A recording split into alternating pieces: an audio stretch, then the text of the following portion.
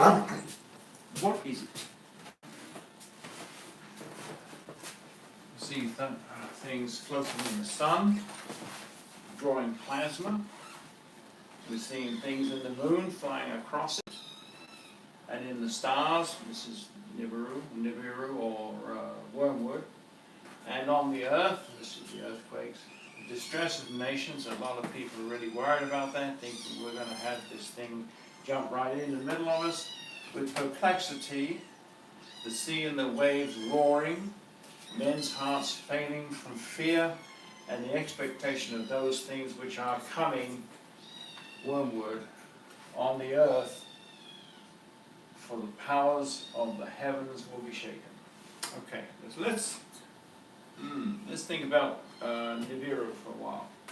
Okay, this thing is supposed to have density of 10 times the size of the amount on Earth, and it's supposed to be making a route for 3,600 years, not hours, years, and it's going to come in between Saturn and Jupiter, make a circuit around the Sun, and zip right back out again.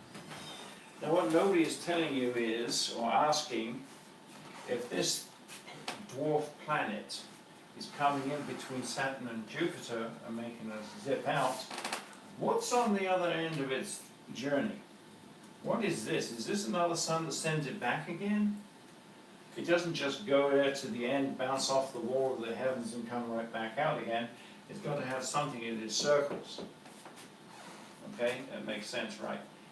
Question number one, is it going to collide with Earth? Why would something that makes a circuit 3,600 years suddenly decide it's going to change its course this time and go between the Earth and the Moon? No, nor is it going between Earth and the Sun for the same reason. It's on a fixed circuit, so therefore it's not going to deviate in any way. We are told about people that live on this planet. And we have a gentleman by the name of Alexei Sitchin, Zachariah Sitchin, who died on October 9th, 2010. He tells us a story of a race of extraterrestrials from a planet called Nibiru. He assures us that this mythology is true, and that basically they made human beings on one of their trips through to mine the gold for them, because they needed gold to make their atmosphere clearer. So apparently that can be done scientifically. So we look at Scripture. We always look at Scripture to back this stuff up. How about Revelation 8:10? Then the third angel sounded, and a great star fell from heaven. Okay, right? Burning like a torch. A meteor fell on a third of the rivers and on springs of water. The name of the star is Wormwood. Here we go, Wormwood. It's actually told that in Scripture. A third of the waters become wormwood, and many men died from the water because it was made bitter. Okay. So, what are we trying to say here in Revelation? A third fell from the heaven like a burning torch. Yes, it's going to, because some of this debris that's falling off wormwood, because it looks like it's got wings, and basically the wings of the trash, the rocks, rubble, sand, and everything else that's being broken off on this planet is falling off, and it looks like it's got wings. Now these wings are basically the trail of dust and dirt that's falling behind this, and they say that trail of dust and dirt is about 100,000 miles long. And there's two accompanying planets for this thing that's going around with it. So there's all kinds of stuff falling from this thing. Now there's a pretty good chance that we, having been circled, may be getting some of that stuff falling to us. We might not, but we might. And I think better chance of being a might. This stuff, when it hits our atmosphere, is going to spark all kinds of flames, and we're going to think we're being bombarded by comets. So it's stuff falling like a torch, and it falls on the rivers and in springs of water. Okay, that's quite possible. It can hit the sea, it can hit the sand, it can hit the mud, it can hit the mountains, it can hit anywhere it likes. Wherever it hits, it's going to cause trouble and devastation. Okay? The name of the star is Wormwood. Okay, got that already. A third of the waters become wormwood. Wormwood being bitter. Wormwood apparently is the name of the power station at Chernobyl that blew up and burnt down through the core. Okay, and it means that something that's bitter, the water will actually be made bitter. So, when you consider all of this, if it's been on a circuit 3,600 years, you have to think, what happened the last time it came through? Well, I've got an idea. We're looking at the Exodus, the time exactly when, and I'm fudging here for a couple of years, okay? So I'm looking at Exodus 7, 17 to 21, okay? 17 says the Lord, by this you shall know that I am the Lord. Behold, I will strike the waters which are in the river, and with the rod that is in my hand, and they shall be turned to blood. And the fish that are in the river shall die, the river shall stink, the Egyptians will loathe to drink the water of the river. And the Lord said to Moses, say to Aaron, take your rod and stretch it out your hand over the waters of Egypt, over the pools of water, that they may become blood. There shall be blood throughout all the land of Egypt, both in buckets of wood and pitchers alone. All right, let's look at the water. Iron oxide coming through. It's going to make the water look like rust. It's going to turn it to a red tint. If this rock, good enough size, hit the sea, it's going to turn up all the currents, which is going to make there's an algae called bloom, a red bloom, which will fall, okay? Now red bloom floats, and it comes in on the currents, and what have you. It will go up the streams, up their estuaries and everything else, so there is a good chance that yes, the rivers may turn to blood. Egypt, why are we talking about Egypt? Well, it's a historical, biblical item. We're looking at Moses and leading the folks out of Egypt. But also, did you know that Egypt was sitting on an estuary? It was on an area where the river literally runs into the sea. That's why there's a rich fish supply there. And if something this size, what we're talking about, falls into the sea, it's going to kill millions of fish. Why do you think we got fish kill-off now?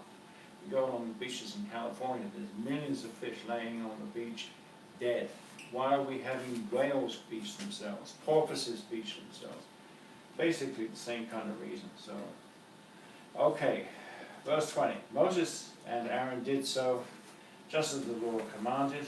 So he lifted up the rod and struck the waters that were in the river, in the sight of Pharaoh, and in the sight of his servants, and all the waters were in the river were turned to blood. The fish that were in the river died, the river stank, and the Egyptians could not drink the water of the river, so there was blood throughout the land of Egypt. That's what we just talked about. I noticed the word, he lifted up the rod and struck the waters. He didn't swipe the waters, he didn't dip the stick, he struck the waters. Okay, Revelation 8 and 9, verse 11 and 12. This is something to compare the Old Testament with the New Testament. Revelation 8 goes, and the second angel sounded, and something like a great mountain burning with fire was thrown into the sea, and a third of the sea became blood. Okay, that's what we talked about. All right? The end of the river Nile, again, in Egypt, at the Mediterranean Sea, is an area of great fishing community, always has been, because the fish is so plentiful there. Now, we talked about the name of the planet being wormwood. Then we look at Revelation 8:12. Then the fourth angel sounded, and a third of the sun was struck, a third of the moon, and a third of the stars, so that a third of them were darkened, a third of the day did not shine. Okay, we've got large boulders hitting the earth. Remember, 3,600 years ago, we had the Exodus going on. 3,600 years ago, we had something. What makes you think that one of these rocks flying through the air, landing on the earth, didn't cause the extinction of the dinosaur? Does it not make sense? And I guarantee you, if you figured out when that was, it would figure out to be an even number where 3,600 years would divide into it pretty darn close. Because it just makes sense. That's what caused the outcome of the dinosaur. Now what happens when one of these hits the ground? It hits, it slides, and it puts up thousands and thousands of cubic miles into the earth, possibly causing another extinction. I don't know. I'm not here as a prophet. I'm here just to explain things to you a little bit better and make you scratch your brain a little bit, all right? So that's that. That's why the earth is darkened. It's darkened by down to a third, which means 2/3 of the sun is being blocked out, which gives us the nuclear winter, which kills off all the stuff, which kills off all the trees, all the grasses, and we went through this the last time, if you remember correctly. Now as for the passing, let's look at the passing of the moon and the sun and an eclipse, which again, this could be. A lunar eclipse occurs when the moon passes directly. Yeah, I got it written down. I want to make sure I've got this right. Moon passes directly behind the Earth and into its orbit. This can occur only when the sun, Earth, moon are exactly on a very close alignment with Earth between the two. A lunar eclipse can occur only on the night of a full moon. The type and length of a lunar eclipse depends on the moon's proximity to either side of its orbit. Where did I get this from? Wikipedia, okay? I'm not that brilliant. So this coloring of the moon is called a blood moon, okay? So there you are. So we move to the idea of aliens, the Anunnaki. It is a concept superficially taken from the Mesopotamian pantheon. The Anunnaki, as I said, are supposed to be a group of gods that live on the heavens, lived in the heavens, and they are supposed to be riding in on wormwood, okay? And they're supposed to be coming here to pick up all the gold that we humans have mined. This is why we were put here by the Anunnaki, to mine the gold for them, because they needed gold for their atmosphere. Now, let's look at this a little minute. We've got an Anunnaki that have been here since the beginning of time, hurtling through space on the back end of this wormwood. Wouldn't you think by now, if they're that bright and that brilliant, and they were able to come to Earth and do all this wonderful stuff, breeding and crossbreeding, why would they stop to pick up gold? They would have their own reason for picking up gold. They could do it, make gold themselves. So here's your brain scratcher for today. If Nibiru elongated orbit to use the sun as a whip them out, back out again, and turn them back to the return, what is the opposite end that does the same thing? There has to be another sun. There has to be another collection of stars. There may be even another Earth. Think about this.